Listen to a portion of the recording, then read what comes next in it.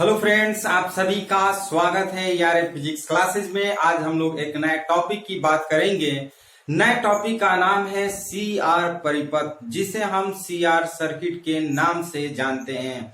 हम लोग इसके पहले बहुत सारे परिपथ के बारे में पढ़ चुके हैं। जैसे आप लोग पढ़े हैं जब परिपथ में केवल ओमीय प्रतिरोध हो, फिर पढ़े हैं जब परिपथ में केवल प्रेरकत्व स्थिर हो, फिर पढ़े हैं हम लोग जब परिपथ में केवल धारिता अर्थात संधारित्र स्थित हो, और हम लोग इसके पिछले वाले वीडियो में पढ़े थे जब परिपथ में प्रेरकत्व और प्रतिरोध स्थित हो, तो उस स्थिति में वोल्टता तथा धारा में क्या संबंध था, इसके बारे में हम लोग पढ़ चुके हैं। तो आज हम लोग जो टॉपिक पढ़ने जा रहे हैं वो सी आर परिपथ। सी का मतलब होता है कैपेसिटेंस एंड आर का मतलब होता है रेजिस्टेंस। तो C मीन्स धारिता और R मतलब ओमीय प्रतिरोध। तो धारिता और ओमीय प्रतिरोध को जब हम श्रेणी क्रम में जोड़कर उसमें अगर हम धारा प्रवाहित कराते हैं तो उसे हम सी आर परिपथ के नाम से जानते हैं।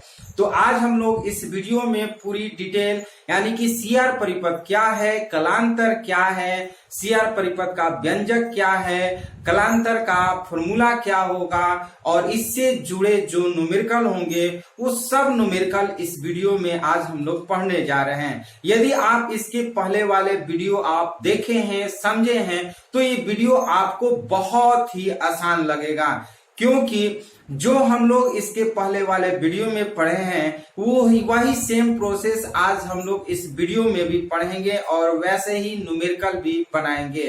तो इस वीडियो को पूरा आप लोग जरूर देखिए। तो सबसे पहले बात करते हैं सी आर परिपथ। ध्यान से समझिएगा, सी आर परिपथ जिसको इंग्लिश में सी आर सर्किट के नाम से जानते हैं, सी आर सर्किट के नाम से जानते हैं। सी आर परिपथ जिसको हम लोग क्या कहेंगे, सी का मतलब होता है कैपेसिटेंस जिसको हिंदी में धारिता बोलते हैं।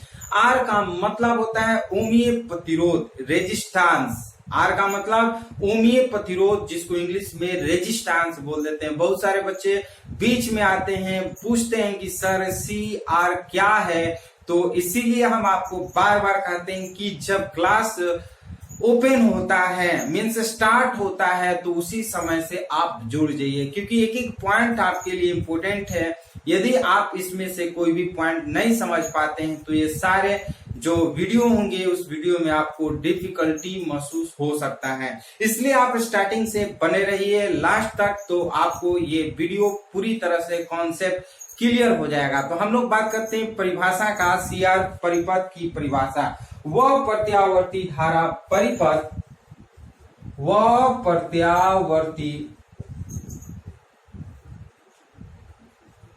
धारा परिपथ, वह प्रत्यावर्ती धारा परिपथ जिसमें संधारित्र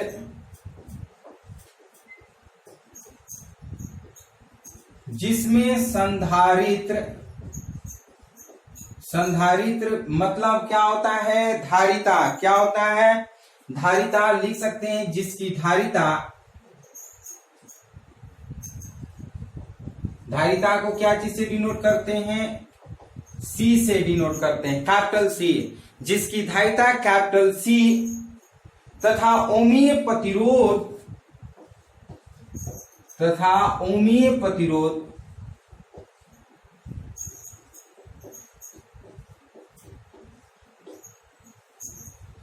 ओमीय प्रतिरोध के श्रेणी क्रम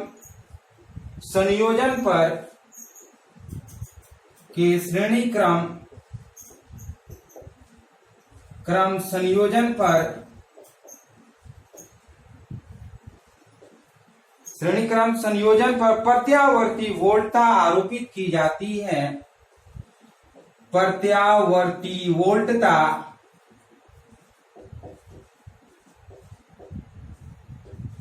आरोपित की जाती है।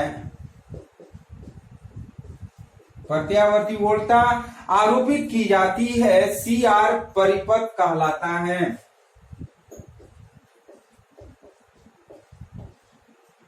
परिपथ कहलाता है।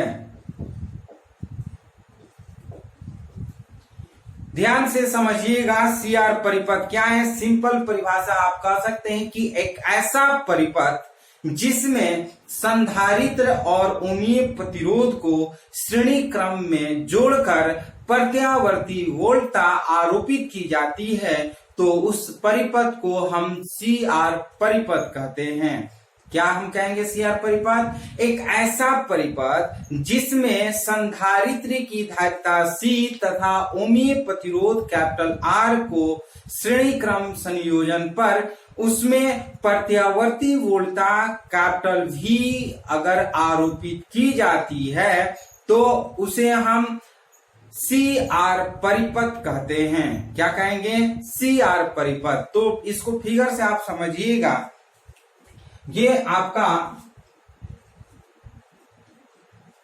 ये C, ये जैसे ये आप देख रहे हैं आकृति, ये C को डिनोट करता है और ये जो है वो प्रतिरोध को डिनोट करता है, और इसमें जो है प्रत्यावर्ती धारा और ये प्रत्यावर्ती वोल्टता को V0 साइन ओमेगा t से करते हैं। ये R है, ये C है, ये VC कर लेते हैं, ये VR कर लेते हैं। ध्यान से समझिएगा इस फिगर को। जब हम किसी एक ऐसा परिपथ जिसमें संधारित्र की धारिता कैपिटल C और ओमीय प्रतिरोध कैपिटल R को श्रेणी क्रम में संयोजन पर आरोपित प्रत्यावर्ती वोल्टता आरोपित की जाती है, तो ऐसे परिपथ को हम CR परिपथ कहते हैं। CR परिपथ, C का मतलब धारिता और R का मतलब ओमीय प्रतिरोध। अब इस संयोजन की बात करते हैं। CR परिपथ की वोल्टता, CR परिपथ की वोल्टता तथा धारा के समीकरण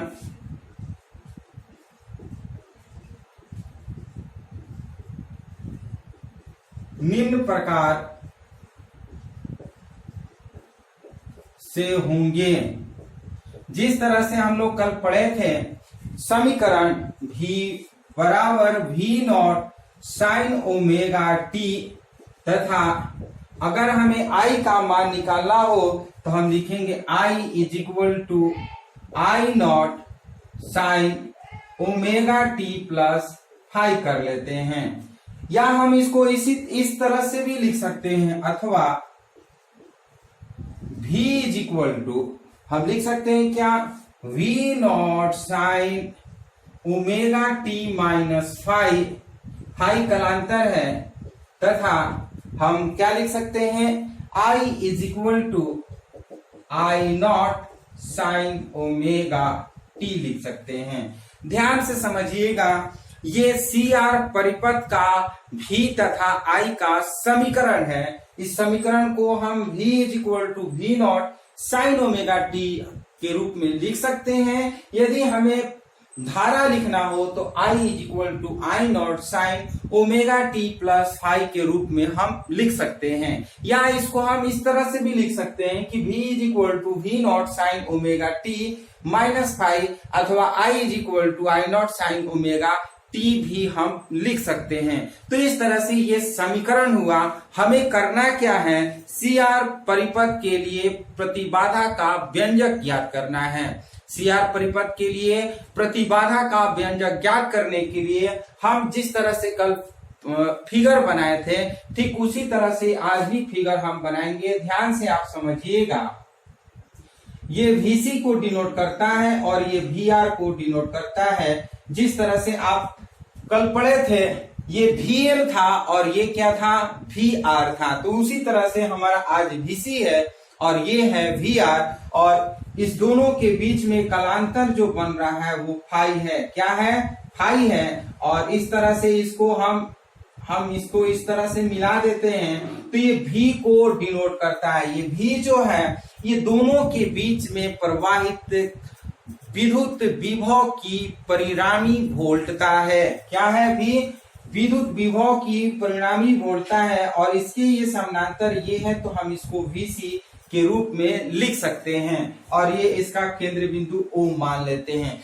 तो इस तरह से ये फिगर हमारा हो गया। जिस तरह से कल हम लोग फिगर पढ़े थे VL ये हम डिनोट किए थे और ये VR डिनोट किए थे। आज VC है तो VC करेंगे और ये VR ये हमेशा प्रतिरोध को प्रदर्शित करता है, यानी कि ये विभव का जो प्रतिरोध होता है या हम कह सकते हैं प्रतिरोध की जो वोल्टता होती है ये x एक्सिस को डिनोट करता है और ये y एक्सिस को, क्योंकि दोनों के बीच में 90 डिग्री का कोण बनता है। तो इस तरह से हम कर लिए। तो इसके समानांतर ये हम रेखा खींच लिए। इसको हम वेक्टर आरेख के नाम से जानते हैं। किसके नाम से जानते हैं? वेक्टर आरेख के नाम से जानते हैं। तो हम लिखेंगे क्या? ध्यान से समझिए। CR परिपथ की प्रतिबाधा के लिए व्यंजक CR परिपथ की प्रतिबाधा के लिए व्यंजक CR परिपथ के प्रतिबाधा के लिए व्यंजक जैसे हम लोग पढ़े थे LR परिपथ की प्रतिबाधा के लिए व्यंजक। कल हम लोग जो वीडियो पढ़े थे मीन्स इसके पहले वाले वीडियो जो पार्ट 9 में हम पढ़ाए थे LR परिपथ, तो उसी तरह से हमारा क्या हो रहा है CR परिपथ। तो LR परिपथ में हम क्या पढ़े थे? LR परिपथ की प्रतिबाधा के लिए व्यंजक। तो हम आज पढ़ने जा रहे हैं CR परिपथ के प्रतिबाधा के लिए व्यंजक। तो इस फिगर में आप समझिएगा ये कण है और ये आधार है, ये लंब है। ये क्या है? ये कण है, ये आधार है, ये लंब है। तो जैसे आप जानते हैं कण स्क्वायर बराबर लंब स्क्वायर प्लस आधार स्क्वायर, तो हम इसको लिख सकते हैं क्या? ध्यान से समझिएगा। V square is equal to VR का स्क्वायर प्लस VC का स्क्वायर। ये आप जानते हैं ना, कण स्क्वायर बराबर आधार स्क्वायर प्लस लंब स्क्वायर या लंब स्क्वायर प्लस आधार स्क्वायर, कोई भी आगे पीछे लिख सकते हैं, इसमें कोई डाउट नहीं होना चाहिए। तो इस तरह से हम जानते हैं, ध्यान से समझिएगा, चूंकि VR इज इक्वल टू हम क्या जानते हैं? IR जानते हैं, तथा हम ये भी जानते हैं VC is equal to IXC भी जानते हैं। ये हम जानते हैं VR इज इक्वल टू क्या जानते हैं? IR तथा VC इज इक्वल टू हम क्या जानते हैं? IXC। तो इस दोनों का मान अगर यहाँ पे पुट करते हैं V square is equal to IR का होल स्क्वायर प्लस IXC का होल स्क्वायर कर लेते हैं। तो अब हमें उम्मीद है कि नीचे शायद एक लाइन और हम लिख सकते हैं। ध्यान से समझिएगा। V square is equal to I square, दोनों में कांस्टेंट है I का स्क्वायर, तो हम लिख सकते हैं R स्क्वायर प्लस XC का होल स्क्वायर। तो इस तरह से ये हम कर लिए V square is equal to I square into R square plus XC का होल स्क्वायर। तो ये समीकरण हमारा और आगे जाएगा, व्यंजक और आगे हम करेंगे। तो उसके पहले इसे आप स्क्रीनशॉट ले लीजिए, उसके बाद हम आगे बताएंगे।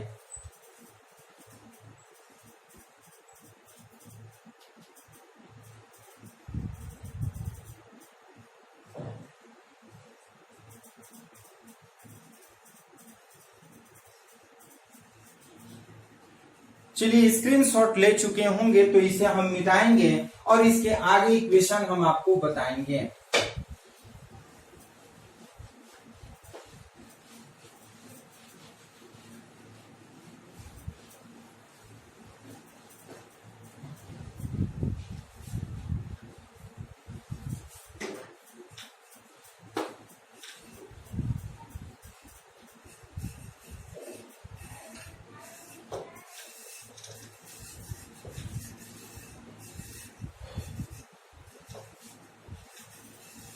ध्यान से समझिएगा, ये C था और ये R था, तो हम इसको लिख सकते हैं क्या, V square by I square is equal to R square plus XC का होल स्क्वायर, या हम इसको ऐसे भी कर सकते हैं V बाई I का whole square is equal to, इसको हम ऐसे भी कर सकते हैं V बाई I का whole square is equal to लिख सकते हैं R स्क्वायर प्लस XC का होल स्क्वायर, या हम लिख सकते हैं V by I is equal to, ये स्क्वायर रूट इधर होगा तो ये अंडर रूट लिख सकते हैं क्या, R स्क्वायर प्लस XC का होल स्क्वायर। ये हम कर सकते हैं, ये मैथ में आप लोग पढ़े होंगे कि यदि हम इसका स्क्वायर रूट इधर करते हैं तो V by I is equal to under root R square plus XC का स्क्वायर हम कर लेते हैं। अब चूंकि आप जानते हैं V बाई I, परंतु ओम के नियम से आप जानते हैं, परंतु ओम के नियम से आप जानते हैं V by I is equal to, क्या जानते हैं बताइए कमेंट बॉक्स में, कमेंट बॉक्स में बताइए।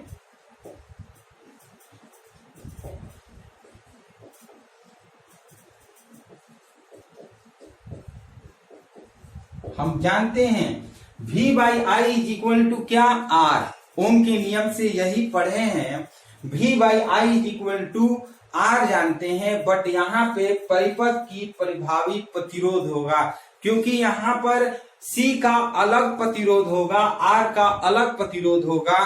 जब दोनों के प्रतिरोध को अगर हम जोड़ते हैं तो उसे हम प्रभावी प्रतिरोध कह देते हैं। तो अतः हम लिख सकते हैं ओम के नियम से V by I is equal to परिपथ का प्रभावी प्रतिरोध लिख सकते हैं, क्योंकि यह प्रतिरोध धारिता C तथा, क्योंकि यह प्रतिरोध धारिता C तथा ओमीय प्रतिरोध कैपिटल R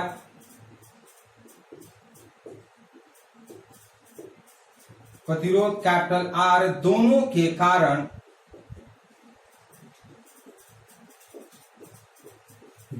के कारण होता है।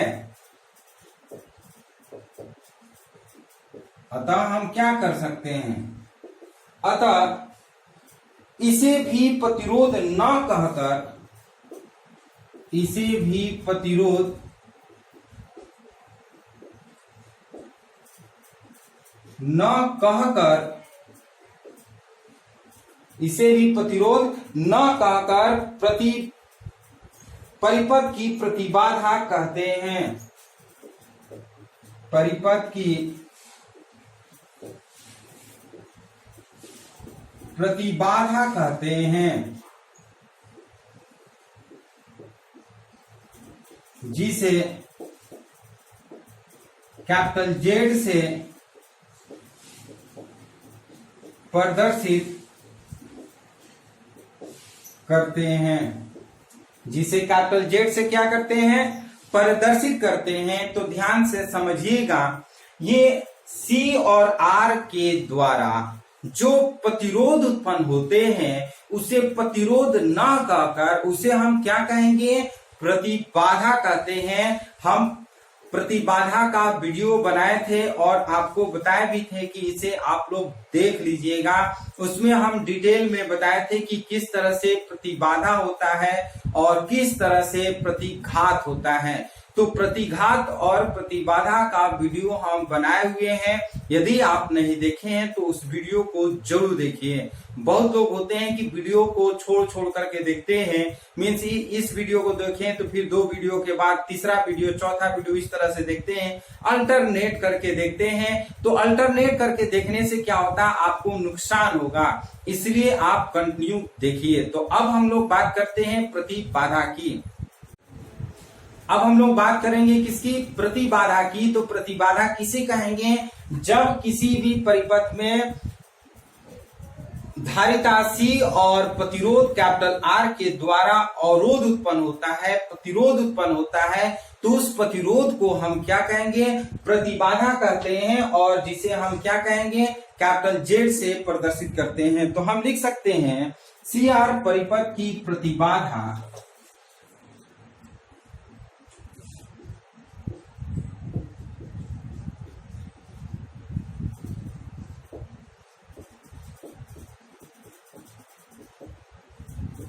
क्या लिख सकते हैं, इसके जगह पर Z is equal to V/I, या फिर लिख सकते हैं Z is equal to under root R square plus 8C का होल स्क्वायर। ये आपका फॉर्मूला हो गया, आप ये भी लिख सकते हैं, या फिर हम लिख सकते हैं Z इज इक्वल टू क्या लिखेंगे, under root R square plus 8C के जगह पर हम लिख सकते हैं 1/ओमेगा C का होल स्क्वायर। चूंकि हम जानते हैं 8C इज इक्वल टू 1/ओमेगा C, ये फॉर्मूला हम लोग पढ़ चुके हैं। तो इस तरह से हमारा क्या हो गया, Z is equal to R square plus 1/ओमेगा C का होल स्क्वायर हो गया। तो इस तरह से हमारा क्या हो गया, CR परिपथ की प्रतिबाधा का व्यंजक, CR परिपथ की प्रतिबाधा का व्यंजक हो गया। अब हम लोग क्या करेंगे, हम वोल्टा तथा कलांतर मीन्स वोल्टा तथा विद्युत धारा के बीच में कलांतर निकालेंगे। तो उसको निकालने से पहले इसे आप स्क्रीनशॉट ले लीजिए।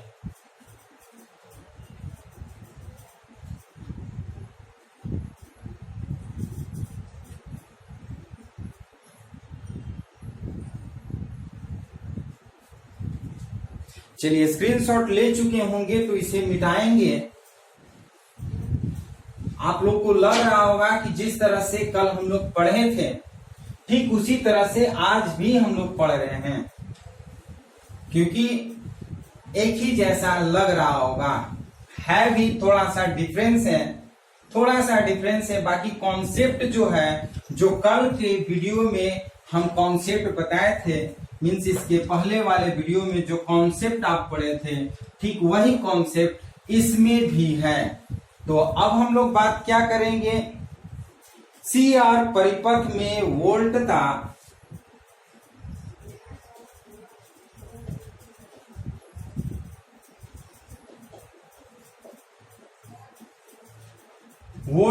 तथा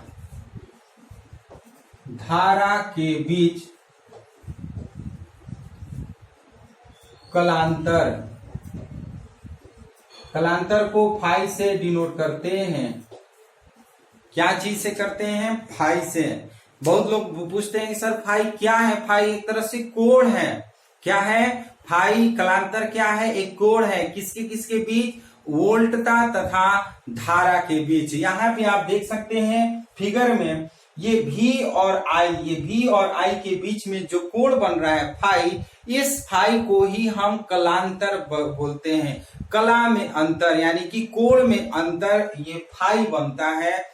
हम इसी के मान निकालेंगे। तो हम निकालने के लिए क्या करते हैं, ये कोण के सामने जो होता है वो लंब होता है और ये आधार होता है। तो कोण जब लंब और आधार दिया रहता है तो वहां टेंजेंट का फॉर्मूला यूज करते हैं। तो हम लिखेंगे क्या, tan phi is equal to, so tan phi is equal to क्या लिख सकते हैं, VC/VR, VC/VR। और चूंकि आप जानते हैं VC is equal to IXC तथा VR is equal to IR जानते हैं, ये तो पढ़ चुके हैं। तो हम लिखेंगे क्या इसके जगह पर, so tan phi is equal to IXC by IR लिखेंगे, ये कैंसिल हो जाएगा। So tan phi is equal to XC by R लिखेंगे। और हम ये भी जानते हैं xc के जगह पर क्या हम लिख सकते हैं, चूंकि xc is equal to 1/ω_c हम जानते हैं। क्या जानते हैं, xc के जगह पर 1/ω_c, तो इसके जगह पर 1/ω_c रखेंगे। So tan phi is equal to 1/ω_c into r, या हम इस तरह से भी कर सकते हैं, फाई इज इक्वल टू क्या लिख सकते हैं, phi is equal to tan inverse हम लिख सकते हैं 1/ω_c r लिख सकते हैं। तो इस तरह से ये कालांतर निकल गया। क्या निकल गया, phi is equal to tan inverse 1/ω_c r, ये हमारा क्या निकल गया, कालांतर निकल गया। और यहां से आपको एक चीज बताना चाहेंगे, सी आर परिपथ में आप देख सकते हैं कि जो एंगल है, ये जो कोण है, अगर हम एक सी का मान, यहां पर ध्यान से समझिएगा, नोट की बात कर रहे हैं, नोट पहला की बात कर रहे हैं, नोट फर्स्ट आप ध्यान से समझिएगा। यदि सपोज दैट इस परिपथ में C का मान जो है वो शून्य हो जाए, C का मान क्या हो जाए, शून्य हो जाए, तो उस स्थिति में हमारा क्या होगा, इस कोण का मान कितना होगा। ये सपोज दैट अगर शून्य हो जाए तो उस स्थिति में tan फाई का मान कितना होगा, तो लिखेंगे क्या, ध्यान से समझिएगा। CR परिपथ में संधारित्र अनुपस्थिति हो, CR परिपथ में संधारित्र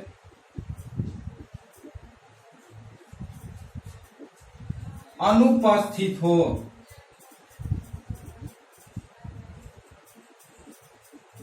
अर्थात हम क्या लिख सकते हैं, 1/ω_c इज इक्वल टू 0 हो, तब फाई का जो मान होगा, सपोज दैट अगर 1/c अगर 0 हो तो ये पूरा क्या हो जाएगा, शून्य हो जाएगा। तो फाई का मान कितना हो जाएगा, 0 डिग्री हो जाएगा। फाई का मान कितना हो जाएगा, 0 डिग्री। कब 0 डिग्री होगा, जब ये 1/ω_c का मान 0 होगा। तो 1/ω_c अगर 0 है, 0 में अगर r से गुणा करेंगे तो ये पूरा 0 हो जाएगा, अर्थात फाई का मान जो होगा वो 0 डिग्री हो जाएगा। और यदि सेकेंड में अगर बात करते हैं, सेकेंड की बात अगर करते हैं, यदि परिपथ में ओमीय प्रतिरोध, यदि CR परिपथ में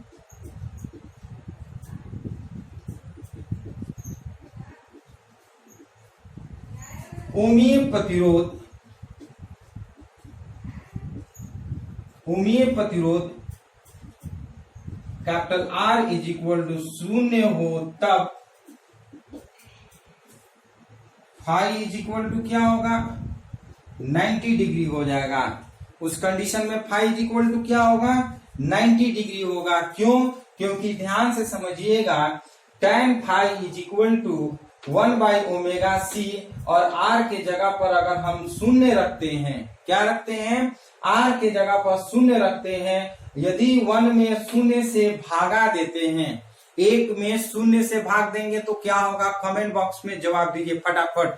यदि किसी भी संख्या में शून्य से भाग देते हैं तो क्या आता है, फटाफट कमेंट में जवाब दीजिए, और आप स्क्रीनशॉट भी ले लीजिए, उसके बाद हम इसका जवाब बताएंगे।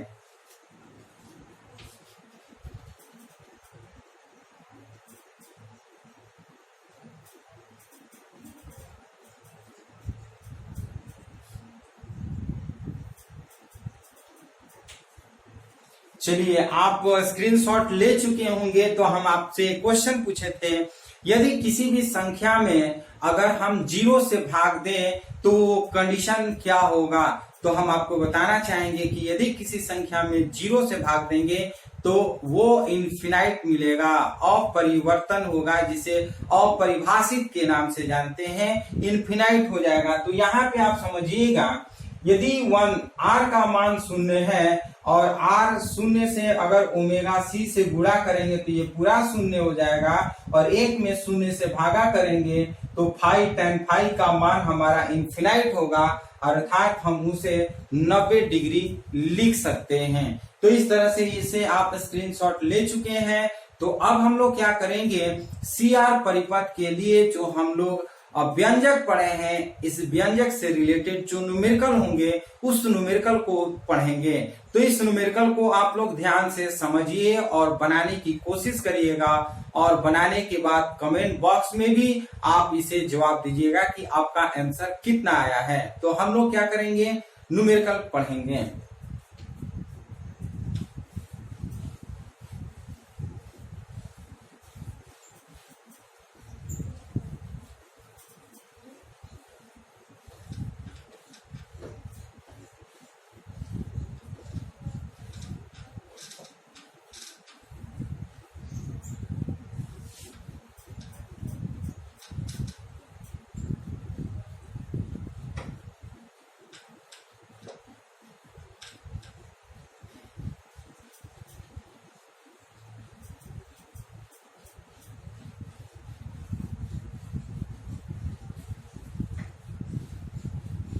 चलिए ध्यान से समझिएगा। फर्स्ट न्यूमेरिकल, 40 ओम प्रतिरोध के श्रेणी क्रम में, क्वेश्चन नंबर फर्स्ट,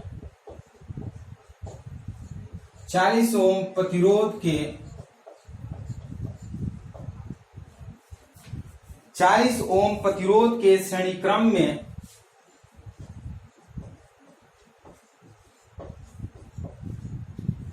40 ओम प्रतिरोध के श्रेणी क्रम में 100 माइक्रोफैराड के संधारित्र 100 माइक्रोफैराड के संधारित्र को 110 वोल्ट तथा 60 हर्ट्ज की आवृत्ति से जोड़ा गया है। 60 हर्ट्ज की आवृत्ति से जोड़ा गया है। 60 हर्ट्ज आवृत्ति से जोड़ा गया है। फर्स्ट में, परिपथ में अधिकतम धारा कितनी है? परिपथ में अधिकतम धारा कितनी है? परिपथ में अधिकतम धारा कितनी है? सेकेंड में बात करेंगे धारा शीर्ष तथा वोल्टा शीर्ष, धारा शीर्ष तथा वोल्टता शीर्ष, धारा शीर्ष तथा वोल्टा शीर्ष के बीच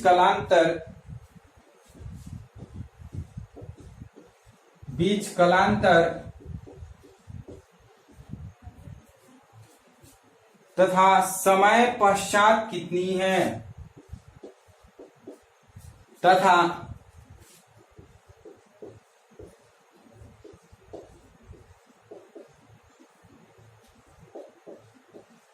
कितनी है? चलिए, ये न्यूमेरिकल हम लिख चुके हैं। तो हम लोग बार बार क्या करते हैं कि न्यूमेरिकल को ध्यान से एक बार पढ़ते हैं और ये समझने की कोशिश करते हैं कि इस न्यूमेरिकल में क्या क्या वैल्यू दिया है। उस वैल्यू को पहले हम नोट करते हैं, उसके बाद बनाने की कोशिश करते हैं। तो आप भी इस न्यूमेरिकल को पढ़िए और हम भी पढ़ रहे हैं। तो लिखा क्या है, 40 ओम प्रतिरोध के श्रेणी क्रम 100 माइक्रोफैराड के संधारित्र को 110 वोल्ट 60 हर्ट्ज की आवृत्ति से जोड़ा गया है। पहला में कह रहा है कि परिपथ में अधिकतम धारा कितनी है, परिपथ में अधिकतम धारा कितनी है, और सेकेंड में कह रहा है धारा शीर्ष तथा वोल्टा शीर्ष के बीच कलांतर समय पश्चात कितना है। तो इसे हम क्या करेंगे, सबसे पहले नोट करते हैं। देखिए, R का मान दिया है, R = 40 ओम दिया है, लिख लेते हैं। और C दिया है 100 माइक्रोफैराड दिया है। आप जानते हैं 100 इंटू माइक्रो, एक माइक्रो में कितने फैराड होते हैं, एक माइक्रोफैराड में कितने फैराड होते हैं। एक माइक्रोफैराड में हम लिखेंगे 10⁻⁻6 फैराड। तो इस तरह से C = लिख सकते हैं 10⁻⁻4 फैराड। जो माइक्रो में दिया रहता है उसको हम लोग फैराड में कर लेते हैं। फिर आपका Vrms दिया हुए संधारित्र को इतना वोल्ट से जोड़ा गया है, तो इसको हम लिखेंगे Vrms = 110 वोल्ट और आपका F जो है वो 60 हर्ट्ज दिया हुआ है। पूछ रहा है फर्स्ट में क्या, परिपथ में अधिकतम धारा I0 पूछ रहा है वाट। सेकेंड में हम करते क्या है, धारा शीर्ष, अधिकतम धारा का मतलब क्या होता है I0, और धारा शीर्ष पूछ रहा है। धारा शीर्ष का मतलब हुआ सेकेंड में धारा शीर्ष तथा वोल्टा शीर्ष के बीच कलांतर फाई पूछ रहा है, फाई = वाट, और समय पूछ रहा है तो T = वाट कर लेते हैं। इतना हम कर लिए हैं, जो वैल्यू दिया है उसे हम क्या कर लिए, नोट कर लिए हैं। अब इसे एक एक करके बनाएंगे, तो ध्यान से आप समझिएगा। सबसे फर्स्ट की बात करते हैं, हमें I0 निकालना है। I0 निकालने के लिए हम क्या करते हैं, सबसे पहले प्रतिबाधा निकालते हैं। क्या करते हैं, प्रतिघात। सबसे पहले हम क्या करते हैं, प्रतिघात निकालते हैं। प्रतिघात को हम XC कर लेते हैं। प्रतिघात XC = 1/ωc कर लेते हैं। क्या कर लेते हैं, 1/ωc कर लेते हैं, और ओमेगा के जगह पर 1/2πfc कर लेते हैं। क्या कर लेते हैं, 1/2πfc कर लेते हैं। तो XC = हम लिखेंगे क्या, 2 इंटू पाई के जगह पर 3.14 और F के जगह पर हम क्या करेंगे 60 लिखेंगे, और C के जगह पर C का मान 10⁻⁻4 है। इसको कैलकुलेशन करिएगा तो आपको मिलेगा क्या, 26.5 ओम। 26.5 ओम। इस तरह से हमें प्रतिघात मिल गया। क्या मिल गया, प्रतिघात मिल गया। जब प्रतिघात मिल गया तो अब हम प्रतिबाधा निकालते हैं। प्रतिबाधा Z = आप जानते हैं √R² प्लस XC का स्क्वायर।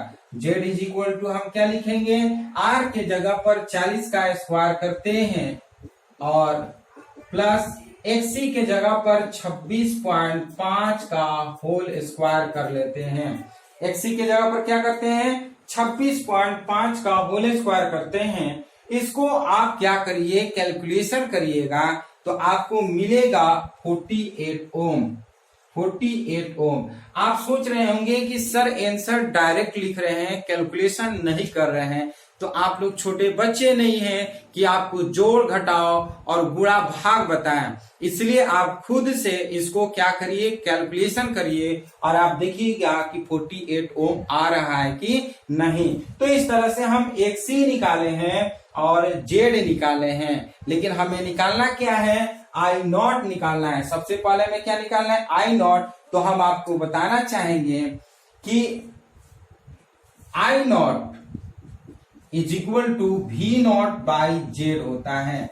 I0 क्या होता है, V0/Z। तो यहां पर Z निकालने के लिए हम XC निकाले हैं। Z निकालने के लिए क्या किए, XC निकाले हैं। और आप जानते हैं चूंकि V0 = Vrms × √2 जानते हैं। V0 क्या लिखेंगे, Vrms √2। हम लोग प्रत्यावर्ती धारा का वर्ग माध्य मूल मान पढ़े थे, तो वहां पर हम बताए थे Vrms = V0/√2 बताए थे। V R M S is equal to क्या बताए थे, वी नॉट बाय √2 बताए थे। तो यदि वी नॉट निकालना है तो हम क्या करेंगे, V R M S into √2 कर लेते हैं। तो इस तरह से हमारा V naught is equal to V R M S into √2 है। तो V R M S into क्या है, √2 है। अब क्या करते हैं कि वी नॉट के जगह पर I naught is equal to V naught के जगह पर V R M S into √2 by Z कर लेते हैं। इसको क्या करिए कि स्क्रीनशॉट ले लीजिए, उसके बाद हम क्या करेंगे, इसका आगे हम ऊपर बनाएंगे, क्योंकि अभी थोड़ा सा और लंबा है, बहुत इजी है कैलकुलेशन। इसको कॉन्सेप्ट में आपको बता रहे हैं, बहुत डिटेल में बता रहे हैं, इसलिए लंबा जा रहा है। हम इसको 2-3 लाइन में सॉल्व कर सकते थे, लेकिन हम इसको कॉन्सेप्ट आपको बता रहे हैं ताकि आप किसी भी टाइप का न्यूमेरिकल हो उसमें कहीं डाउट नहीं होगा। तो इसे आप स्क्रीनशॉट ले लीजिए, उसके बाद हम इसको आगे बताएंगे।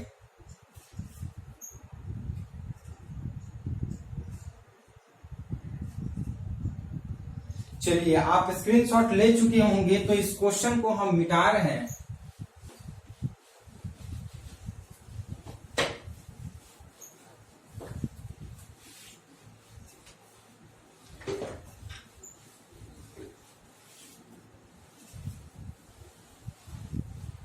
ध्यान से समझिएगा, I naught is equal to V R M S के जगह पर हमारा 110 इंटू √2 के जगह पर 1.414 करते हैं, और बाई जेड के जगह पर जेड का मान 48 कर लेते हैं। इस तरह से जब कैलकुलेशन करिएगा तो आपका 3.23 एम्पियर आएगा, 3.23 एम्पियर आएगा। तो इस तरह से फर्स्ट क्वेश्चन जो था कि धारा का शिखर मान या धारा का अधिकतम मान कितना होगा, तो हम इस तरह से निकाल लेते हैं। याद रखिएगा, कभी कभी आपके न्यूमेरिकल में धारा का शिखर मान कहेगा तो भी आई नॉट यूज करेंगे, और धारा का आयाम भी पूछेगा तो आई नॉट यूज करेंगे, और धारा का अधिकतम मान भी पूछेगा तो आई नॉट यूज करके बनाते हैं। तो ये तो फर्स्ट हो गया। अब हम सेकेंड की बात करते हैं, फाई कलांतर की बात करते हैं। तो आप जानते हैं phi is equal to, second की बात हम लोग करेंगे, phi is equal to tan inverse. हम क्या जानते हैं, tan inverse is equal to XC by R जानते हैं, XC बाई R जानते हैं। इसको हम ऐसे भी लिख सकते हैं, phi is equal to tan inverse, और XC के जगह पर XC का मान हम निकाले हैं 26.5, और बाई क्या करते हैं, R के जगह पर R का मान हम जानते हैं 40। तो इसको हम क्या करते हैं, डिवाइड करेंगे, तो हमारा डिवाइड आएगा, मीन्स tan इनवर्स इतना को अगर डिवाइड करते हैं तो आ जाएगा tan इनवर्स ये 0.6625 हो जाएगा। क्या हो जाएगा, 0.6625 हो जाएगा। और इसकी अगर कोण की बात करें,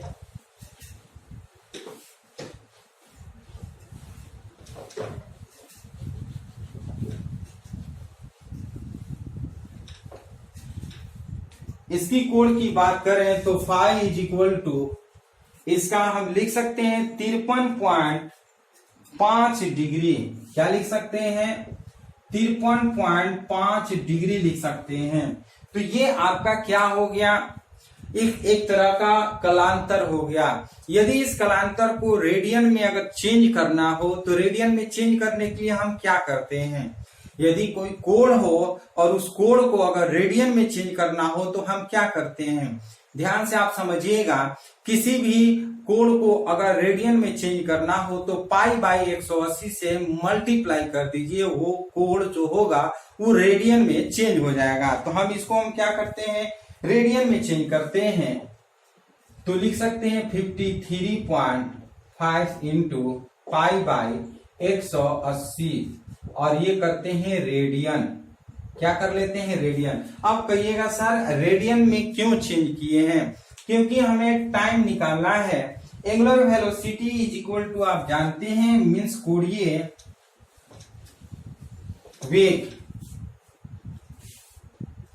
ओमेगा इज इक्वल टू होता है फाई बाई टी।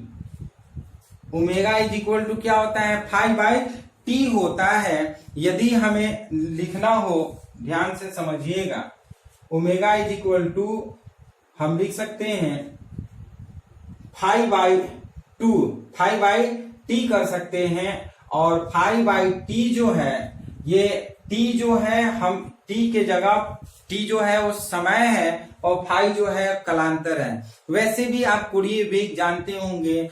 कोणीय वेग यानी कि कोण के विस्थापन, एकांक समय में कोणीय विस्थापन की दर को हम कोणीय वेग कहते हैं। यदि हमें टी निकालना हो तो टी इज इक्वल टू हम कर लेते हैं फाई और बाई ओमेगा, या फिर हम इसको कर सकते हैं फाई बाई ओमेगा के जगह पर 2 पाई एफ कर लेते हैं। तो टी इज इक्वल टू हम क्या लिख सकते हैं, फाई के जगह पर 53.5 और इंटू पाई बाई 180। ये हमेशा जो होता है रेडियन, ये जो एंगल होता है वो हमेशा रेडियन में होता है। 2 के जगह 2 कर लेते हैं, पाई के जगह पर 3.14 कर लेते हैं और एफ के जगह पर, एफ का वैल्यू जो था वो 60 हर्ट्ज था। आप पाई के जगह पर हम पाई भी लिख सकते हैं। पाई अगर लिखते हैं तो ये पाई पाई कैंसिल हो जाएगा और इसका कैलकुलेशन आप करिएगा तो कैलकुलेशन में आपका आएगा 1.55 इंटू 10⁻³ सेकंड। तो इस तरह से आपका समय हो गया। या फिर आपको इसको ऐसे भी लिख सकते हैं, t is equal to 1.55 millisecond भी लिख सकते हैं। तो ये आपका पहला क्वेश्चन का ये सेकेंड जो था वो सॉल्व हो गया। समय पश्चात मीन्स समय का मान निकल गया। तो इस तरह से इसको स्क्रीनशॉट आप ले लीजिए और फिर से एक बार थोड़ा सा हम बता देंगे और उसके बाद हम लोग सेकेंड और लास्ट न्यूमेरिकल की बात करेंगे।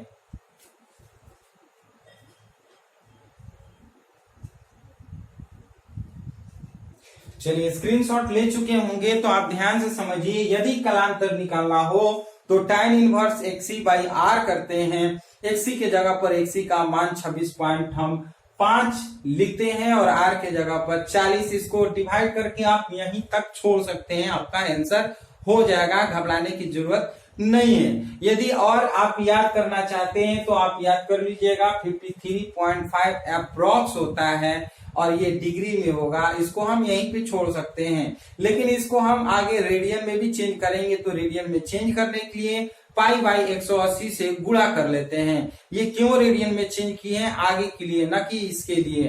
तो हम आगे के लिए हम टाइम निकालना है तो हम सबसे पहले टाइम निकालने के लिए कोणीय वेग हम जानते हैं, विस्थापन परिवर्तन की दर, कोणीय विस्थापन परिवर्तन की दर को हम कोणीय वेग कहते हैं। तो omega is equal to phi by T करते हैं। टी अगर निकालना है तो फाई बाई ओमेगा करते हैं। ओमेगा इज इक्वल टू हम जानते हैं 2 पाई एफ और दोनों का मान रख करके कैलकुलेशन करेंगे तो इस तरह से आएगा t is equal to 1.55 into 10⁻³ second या 1.55 मिली सेकेंड कह सकते हैं। हम इस वीडियो का लास्ट न्यूमेरिकल की बात करेंगे जो कि बहुत इंपॉर्टेंट है।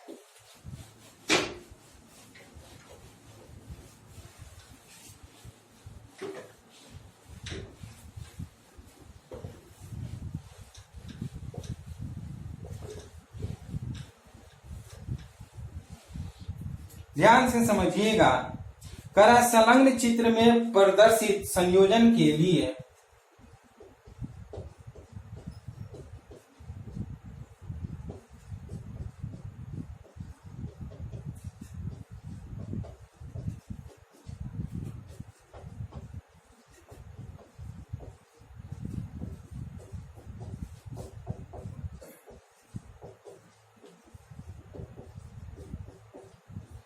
संलग्न चित्र में प्रदर्शित संयोजन के लिए ज्ञात कीजिए। फर्स्ट कह रहा है क्या,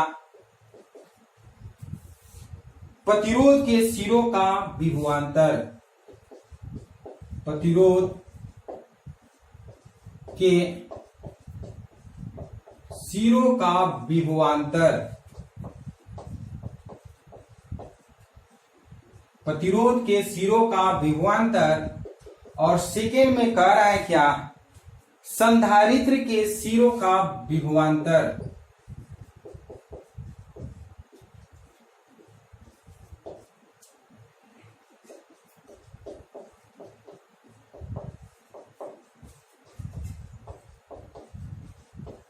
संधारित्र के सिरों का विभवांतर, और आपका फिगर दिया हुआ है इस तरह से।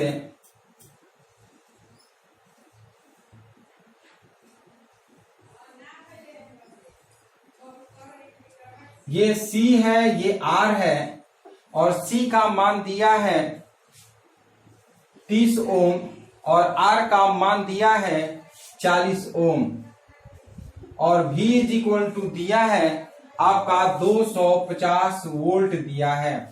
तो इस तरह से ये फिगर दिया हुआ है। इस फिगर के माध्यम से हमें दो क्वेश्चन को सॉल्व करना है।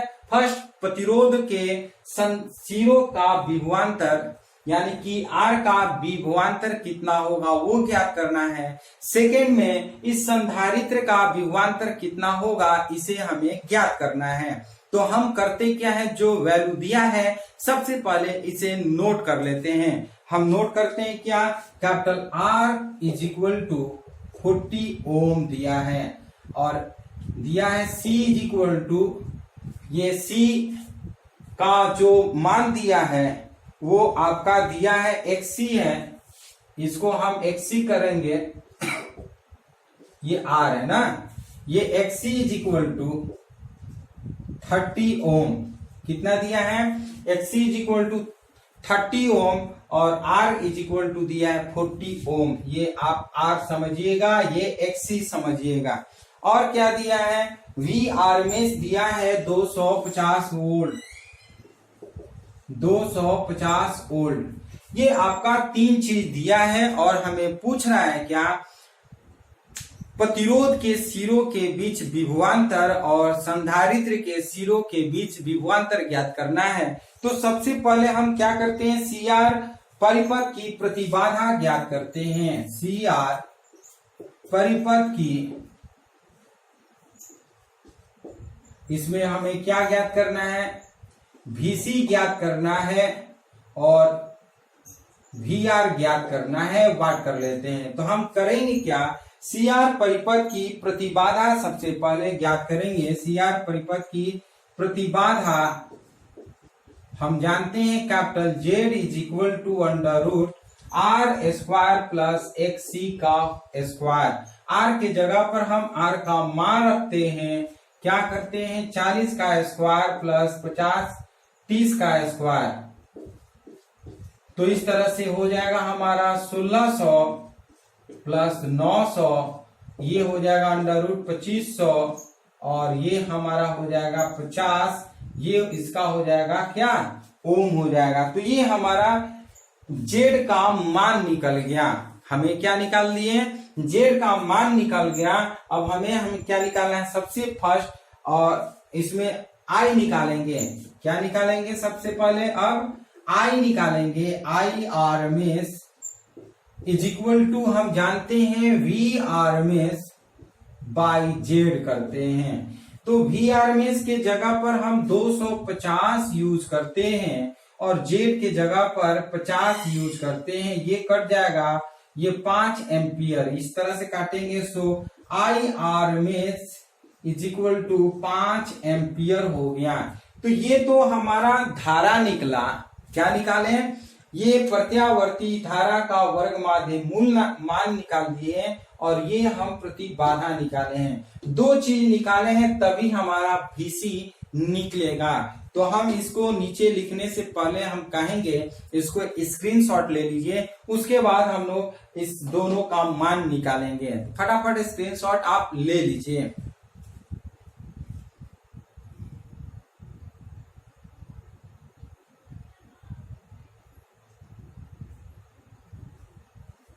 चलिए, आप स्क्रीनशॉट ले चुके होंगे। तो हम क्या करते हैं, सबसे पहले हम पहला क्वेश्चन की बात करते हैं।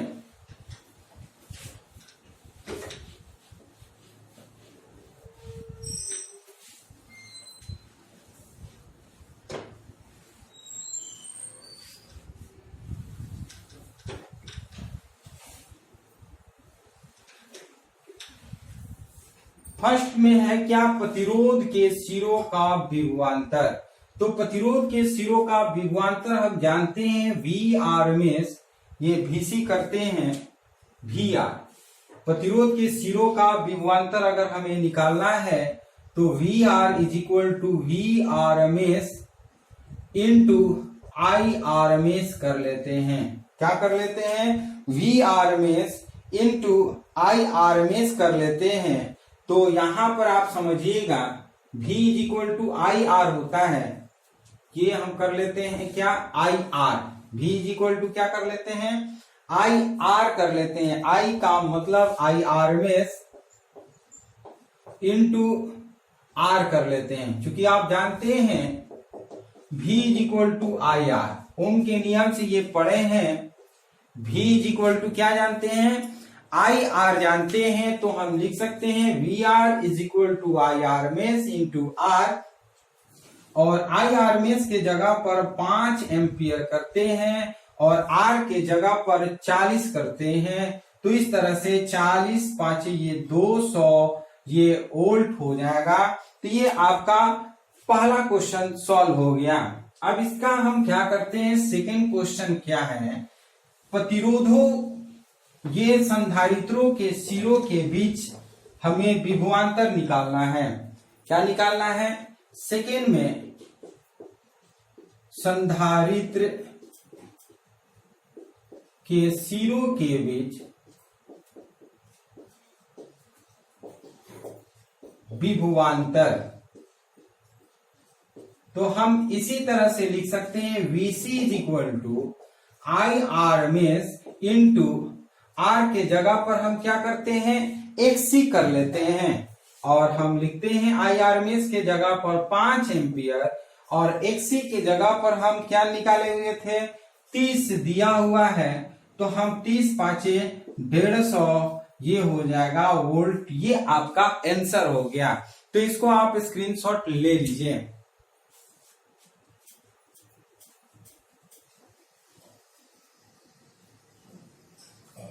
तो इस तरह से ये आपका हो गया न्यूमेरिकल। हम लोग इस वीडियो में क्या क्या पढ़ लिए, CR परिपथ क्या है, CR परिपथ किसे कहते हैं, CR परिपथ की प्रतिबाधा का व्यंजक पढ़ लिए हैं, CR परिपथ में जो वोल्टा तथा धारा के बीच कलांतर है वो पढ़ लिए, और जितनी थ्योरी पढ़े हैं उस थ्योरी पर हम लोग न्यूमेरिकल भी पढ़ चुके हैं। तो इस तरह से ये वीडियो आपको पूरी तरह से समाप्त हो गया CR परिपथ का।